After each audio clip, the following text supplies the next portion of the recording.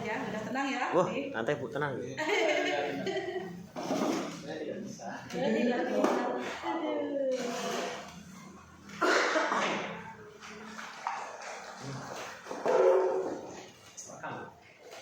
Sudah direkam belum?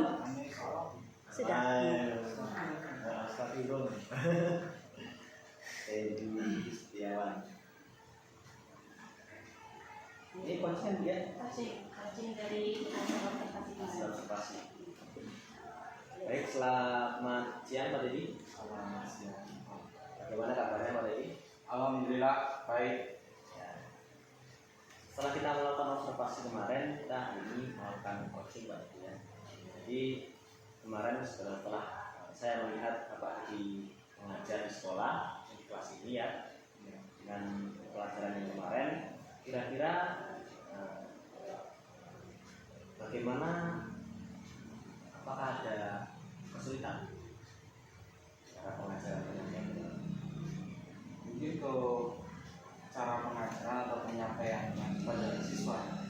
Untuk kepada siswa mungkin kayak kemarin itu Pak, karena di kelas ini masih banyak sekali siswa yang bahasanya belum setara. Jadi kita cara penyampaiannya itu jadi menggunakan banyak cara Pak.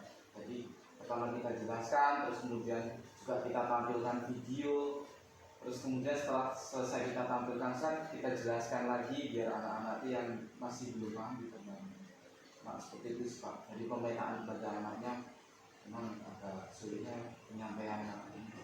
Jadi untuk pertemuan kali ini dengan saya Pak Dedi, kira-kira apa yang Pak diharapkan dari pertemuan ini? Jadi dalam pertemuan ini ya yang saya harapkan dapat kita berbagi ilmu atau pengalaman. Ya saya juga kan masih sekarang kalau dibilang masih belum bisa lah. Ini perlu bimbingannya lagi gimana atau kita sering sharing lagi apa yang saya butuhkan, apa yang saya perlukan. Terima kasih Pak Dedi. Tadi ada beberapa hal yang sampaikan tadi, yaitu tentang murid yang setara. Definisi murid yang setara sendiri pasti seperti apa? Kalau definisi murid setara menurut saya itu, kalau menurut saya bukan hanya di dalam dia menangkap, cuma nanti hasilnya. Jadi mereka itu nanti, kalau yang menurut saya murid setara itu dia nanti mengerti hasilnya itu apa yang mau saya sampaikan itu apa, itu mereka mengerti semua. Jadi murid itu setara semua. Jadi untuk saat ini kelas jadi setara. Untuk saat ini belum terjadi. Ada berapa muridnya Pak Dedi? Untuk kelas saya ada 16.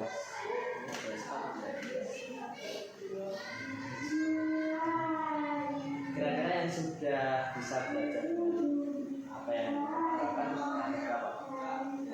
Untuk yang sudah saya harapkan ya pembelajaran yang saya berikan itu mungkin sekitar 8 Separuhnya ya. dia dapat anak ini belum masuk di murid sekarang. Kira-kira bagaimana cara Pak Dedi untuk 8 anak ini agar bisa menjadi 8 anak yang diharapkan? Mungkin kalau dari saya mungkin ya seperti tadi Pak, saya kasih pemahaman lebih untuk mereka perlu latihan lagi dalam pemahamannya. Dengan anak-anak saya kasih tugas biar dia melatih pemahamannya, nalar dia bisa biar jadi mereka bisa selalu kita saya kasih materi biar dia cepat paham. Ada tantangan Pak pada saat Bapak melaksanakan cara ini? Ada Pak, mungkin tantangannya kayak seperti di waktu juga Pak, karena kadang kalau kita biasanya kita kasih ada waktu 2 jam mata pelajaran 2 jam, tapi yang namanya anak SD kalau kita 2 jam itu kayaknya masih kurang. Makanya kita terbentur dengan istirahat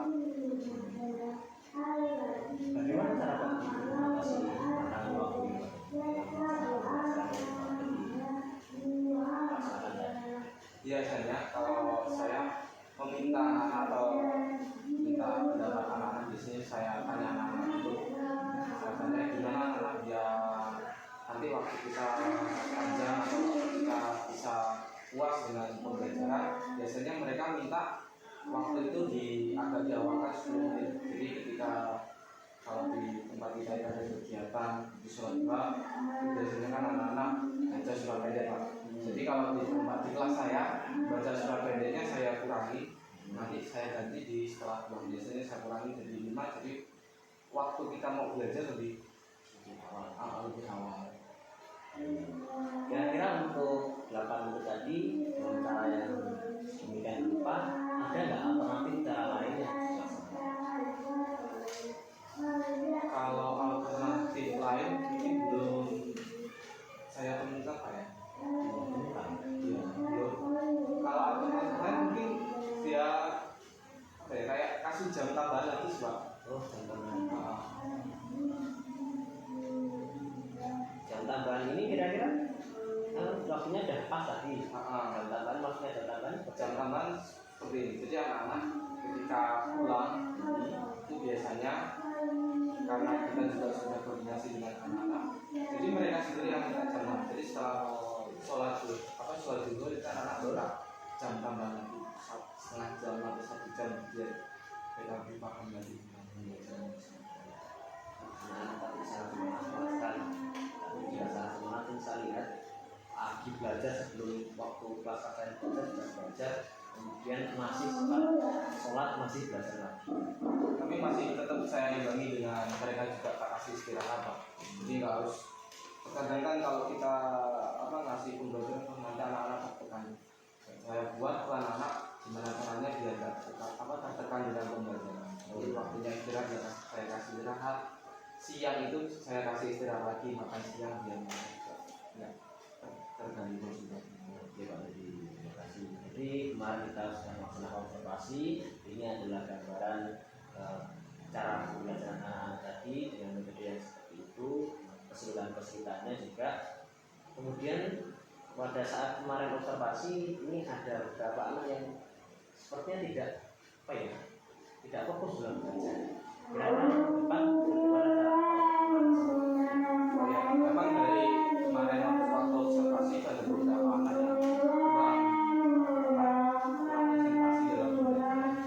Mungkin untuk kedepannya mungkin saya akan kasih pembelajaran yang lebih variatif yang diminati siswa agar siswa itu lebih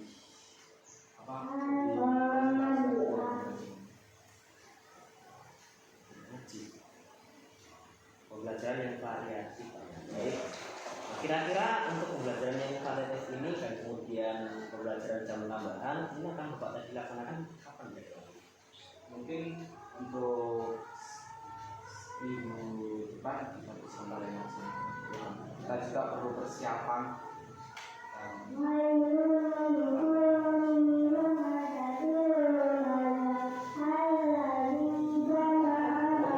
Kira-kira siapa saja yang Mungkin yang pertama yang pasti ya kepala sekolah. Kita ada dengan kepala sekolah. Kemudian rekan sejawat pasti saya juga akan saya akan kerjasama. Jadi ada beberapa hal yang akan disenggol bahasanya ya. Untuk tanggapan orang tua kira-kira bagaimana? Untuk tanggapan orang tua wali murid untuk saat ini mereka semuanya mendukung Pak, karena saya dengar juga curhatan dari orang tua wali murid bahwa anak-anak itu juga memang susah belajar di rumah. Kadang kan daripada belajar di rumah itu lebih baik belajar di sekolah. Karena di sekolah di rumah juga mereka malah konsentrasinya itu ya mungkin di sekolah itu